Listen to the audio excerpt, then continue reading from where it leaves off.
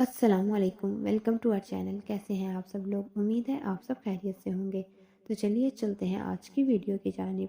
तो दोस्तों, आज जो स्टोरी मैं आपको सुनाने लगी हूँ, ये हमारे एक सब्सक्राइबर ने हमारे साथ अपनी आप बीती शेयर की है। तो चलिए चलते हैं आज की स्टोरी की तरफ। हाय, मेरा नाम रेहान है और मैं इलेक्ट्रिकल इंजीनियरिंग इस्लामाबाद से कर रहा हूँ। मेरी हाइट 6 फुट 10 इंचज़ है। अब मैं अपनी स्टोरी की तरफ आता हूँ। ये तब की बात है जब मैं 8 क्लास का स्टूडेंट था। उस वक्त मैं बहुत शरीफ था। मुझे हम बिस्तरी के बारे में कुछ भी नहीं पता था। उस वक्त एक दोस्त ने थोड़ा बताया। फिर जब मैं 9th में गया तो मेरे अक्सर क्लास फेलो मोबाइल में गंदी फिल्में देखते थे, पर मैं नहीं देखता था। फिर मुझे भी शौक होने लगा तो मैं घर नेट पे देखने लगा। मुझे अच्छा लगता था। एक दिन मैं अपने रिश्तेदारों के घर कोई काम से गया। वहाँ जाकर मैंने देखा कि आंटी फ़िज़ा अपनी बेटी को दूध पिला रही थी। उस वक्त उनके घर कोई नहीं था, इसलिए उन्होंने अपनी पस्तान नहीं छुपाए हुए थे। मैं भी जानबूझ के आगे नहीं गया ताकि वो मेरे देखने की वजह से कपड़ा ना डाल दें। मैं इसी वजह से दूर से उनसे बातें करता रहा। फिर जब घर आया तो उनका सोच के मुश्तज़नी करने लग गया। उस दिन के बाद से मैं रोज़ मुश्तज़नी करता था। इसी तरह मैं बहाने बहाने फ़िज़ा आंटी के पास आता और उसे दूध पिलाते देखता, चोरी चोरी। और जब हमारे घर आंटी आती तो वो जब नहाती तो मैं उन्हें देखता। एक दफ़ा मैं हिम्मत करके बात करने भी गया आंटी के पास। आंटी को कहा कि अकेले में आइए, आपसे एक बात करनी है, लेकिन आंटी ने आने से इनकार कर दिया। और फिर एक दिन ऐसा हुआ कि गर्मियों के दिन थे, हमारा फ्रीज़र ख़राब था तो करीब आंटी फ़िज़ा का घर था, तो मुझे उधर बर्फ़ लेने के लिए भेजा।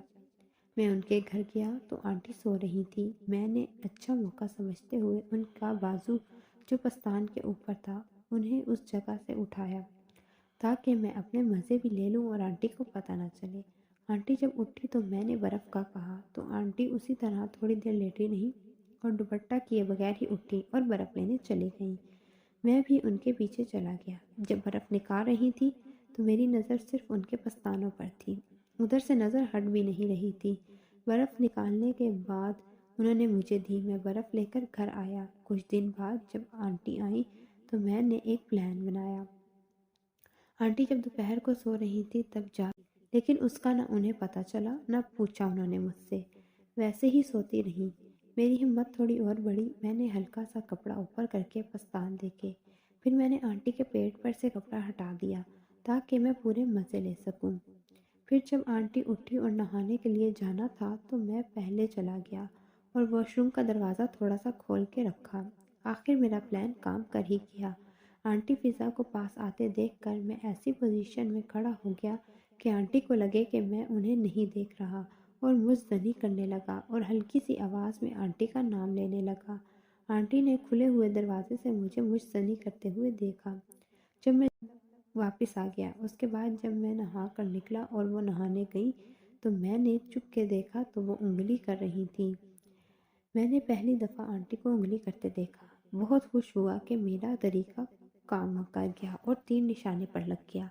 उस दिन के बाद आंटी मेरा थोड़ा ज़्यादा ख्याल रखने लग गई। फिर एक दिन जब वो अकेली थी तो मैं किसी बहाने उनके घर गया तो आंटी ने ये कहा कि काम तो नहीं है। मैंने कहा नहीं आंटी, क्यों पूछ रही हैं? उन्होंने कहा बस वैसे ही। थोड़ी देर जब मैं उनसे बातें करने लगा तो आंटी ने कहा अकेले बोर हो रहे हो तुम, मुझे कंपनी दे सकते हो? मैंने कहा हाँ जी आंटी जी। तो हम बातें करने लग गए।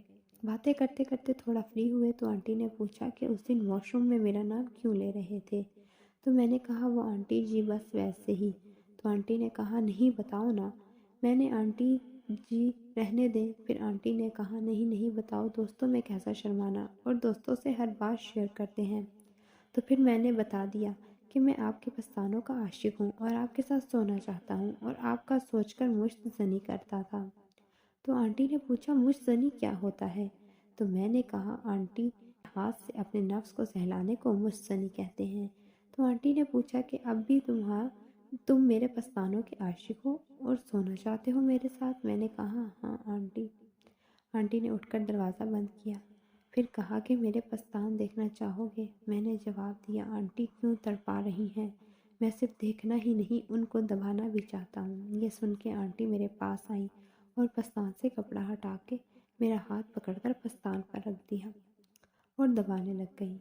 میں نے اسی وقت آنٹی کی قمیض اتار دی اور آنٹی کو بیڈ پر لٹا کے لگا اور آنٹی کے ہاتھ میرے فل تنے ہوئے نفس پہ آ گئے۔ میں چھوٹے بچوں کی طرح کافی دیر تک پستانوں کو دباتا رہا۔ آنٹی کے منہ سے آوازیں نکلتی رہیں۔ پھر جب آنٹی نے میرا نفس دیکھا تو دیکھتے ہوئے کہتی ہیں، اتنا موٹا اور اتنا لمبا، میں تو اس کی دیوانی ہو گئی۔ تو آنٹی مجھ سے لپٹ کے مجھے بہت اچھا لگ رہا تھا اور میں آنٹی کے شرمگاہ میں انگلی بھی کر رہا تھا اور دوسرے ہاتھ سے پستان دبا رہا تھا۔ پھر تھوڑی دیر بعد آنٹی پھر لیٹ گئی اور کہا، مجھ سے دور کھڑے ہو، آؤ میری باہوں میں پوری کر لو۔ میں آنٹی کے اوپر گر گیا اور آنٹی نے میرا نفس پکڑ کے اپنی شرمگاہ میں لے کے رکھ دیا اور میرے اس سے رگڑنے لگی۔ پھر دیکھتے دیکھتے انہوں نے نفس پکڑ کر اندر ڈال دیا۔ اب تھوڑا سا ہی اندر گیا تھا کہ آنٹی چیخنے لگی اور مجھے بھی درد ہونے لگا۔ میں نے نکال لیا۔ آنٹی نے پوچھا، کیوں نکال لیا؟ تو میں نے کہا، آنٹی درد ہو رہا ہے۔ آنٹی نے کہا، وہ تیل پڑا ہے، وہ اٹھا لاؤ۔